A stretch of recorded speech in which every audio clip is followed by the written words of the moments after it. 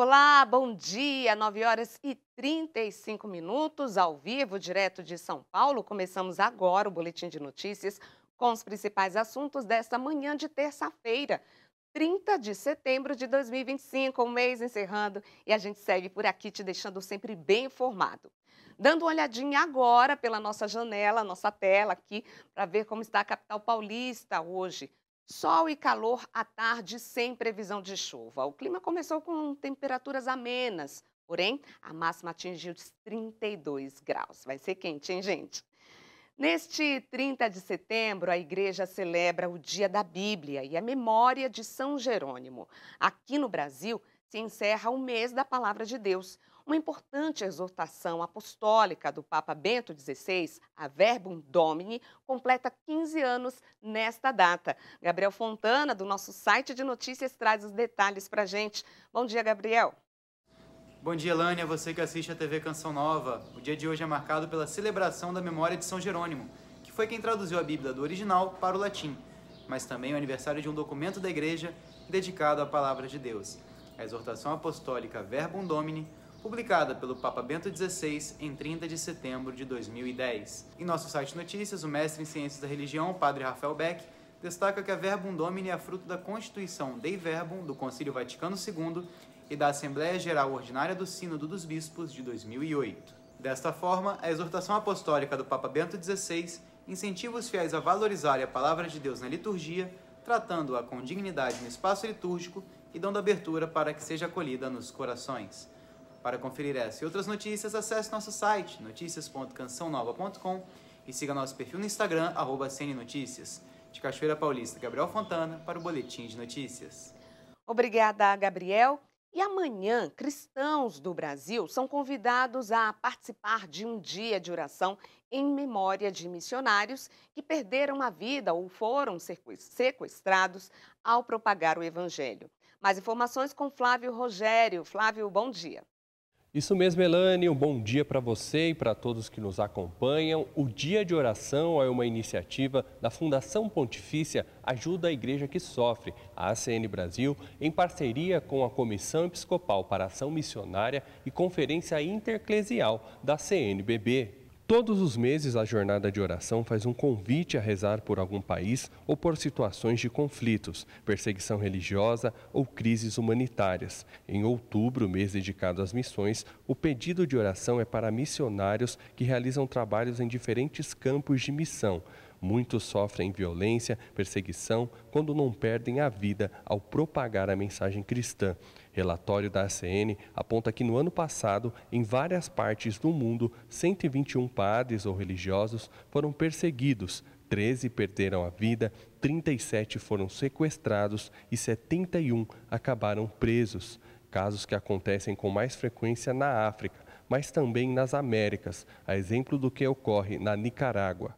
Lembrando que neste mês de setembro, o Papa Leão XIV presidiu uma celebração ecumênica na qual a Igreja reconheceu 1.600 mártires do século XXI. Portanto, amanhã é um dia para rezarmos por todos aqueles que dão a vida para proclamar o Evangelho. De São Paulo, Flávio Rogério, para o Boletim de Notícias.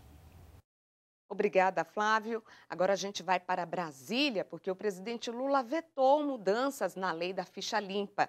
E CPMI do INSS prende um dos responsáveis da Conafer por falso testemunho. Francisco Coelho traz os detalhes para a gente. Bom dia, Francisco.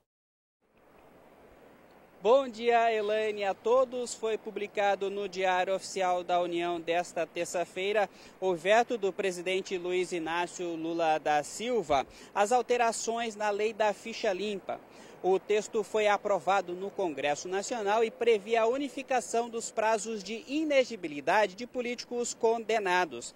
Pela regra, o prazo máximo de 12 anos passaria a contar a partir do fim do mandato eletivo. Pela regra atual, o prazo de inexigibilidade começava a contar a partir da cassação. o prazo mínimo de 8 anos de inexigibilidade seria mantido.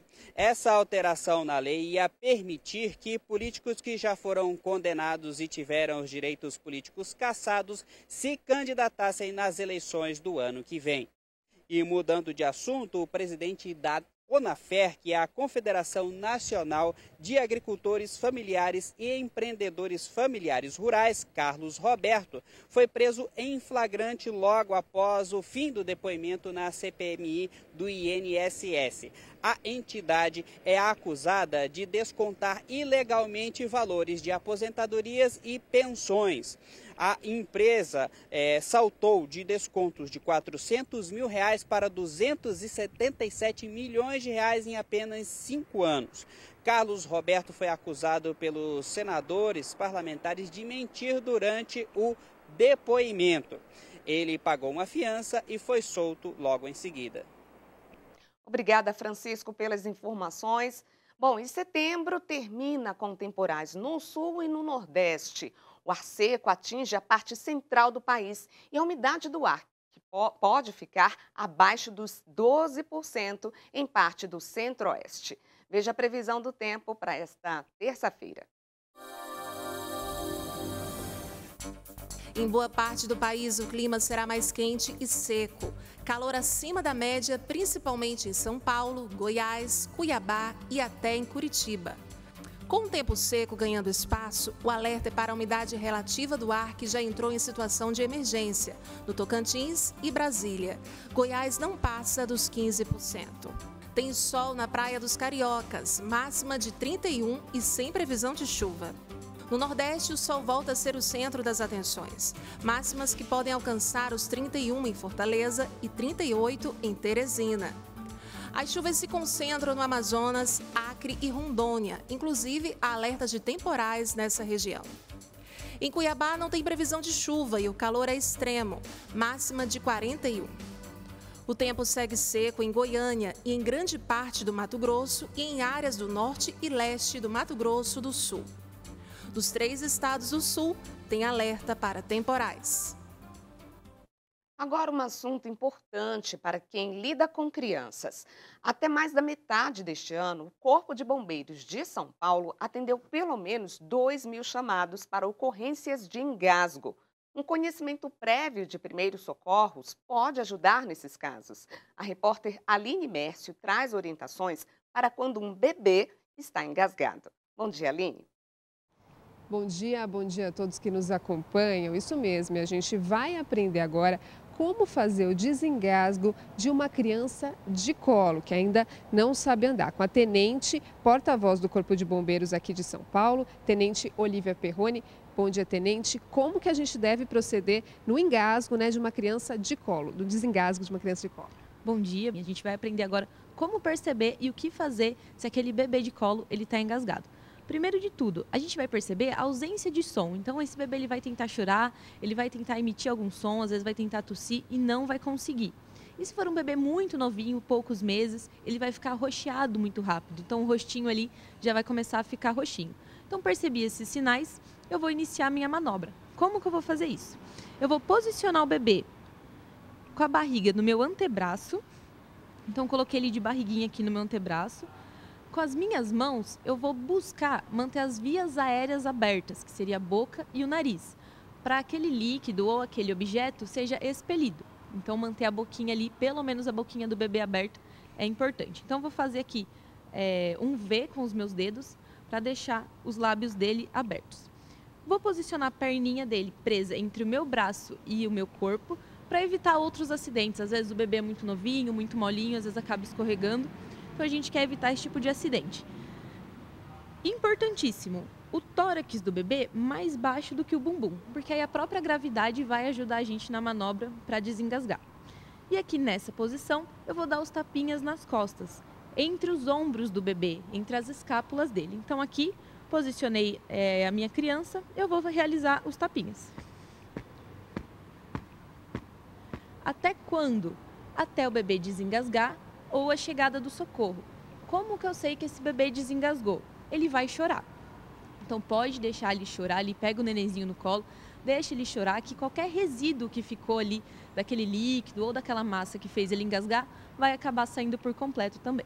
Muito obrigada, Tenente. Então ficam aí essas importantes dicas para o desengasgo de um bebê de colo. Voltamos aos estúdios.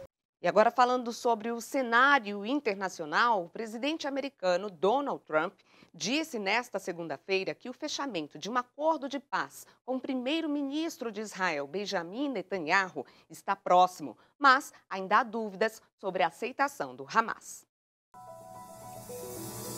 A Casa Branca divulgou o documento que contém 20 pontos nos quais pede um acordo imediato de cessar-fogo, a libertação de reféns mantidos pelo Hamas em troca dos prisioneiros palestinos em Israel, a retirada gradual do exército israelense de Gaza, o desarmamento do Hamas e um governo de transição que seja liderado por um organismo internacional. Ainda não está definida a possibilidade de um futuro Estado palestino. O primeiro-ministro israelense rejeitou qualquer papel da autoridade palestina no governo do enclave no pós-guerra. Em vídeo divulgado ontem em seu canal no Telegram, Netanyahu disse que sua visita aos Estados Unidos foi excelente e histórica e afirmou que, ao invés do Hamas isolar Israel, Israel é que vai isolá-lo. Ele reforçou também que não aceita de forma alguma a ideia de um Estado palestino. Cidadãos israelenses acolheram com satisfação a proposta de Trump para Gaza, mas não creem que o Hamas concorde. Já os palestinos se dizem decepcionados com o plano de Trump e afirmaram que ele só serve para os Estados Unidos e para Israel, e que não vão abrir mão do seu direito internacional. A presidente da Comissão Europeia, Ursula von der Leyen, disse hoje que acolhe com satisfação esta proposta de paz. Em sua conta no X, von der Leyen afirmou: "Incentivamos todas as partes a aproveitarem essa oportunidade. A União Europeia está pronta para contribuir." E o cardeal Jaime Spengler, arcebispo de Porto Alegre, presidente da CNBB, manifestou preocupação com as mudanças climáticas durante uma conferência internacional realizada agora há pouco na Itália. O encontro recordou os 10 anos da encíclica Laudato Si. Não podemos nos omitir ou ignorar os desafios que o nosso maltratado planeta nos impõe. Preservar exige louvar. É o que Francisco de Assis e também o Francisco de Roma nos recordam constantemente. A crise ecológica é também uma crise de confiança. E aqui citando o Papa Leão: "O mundo não se salvará se as nações não recuperarem a necessidade de crer umas nas outras e a assumir responsabilidades comuns marcadas pelo princípio da justiça." Chegamos ao final do boletim. Amanhã a gente volta logo depois do Sorrindo para a Vida. E veja essa edição no YouTube Jornalismo Canção Nova. E às 6h45 tem o Canção Nova Notícias. Ótima terça-feira para você, fique com Deus e até a próxima.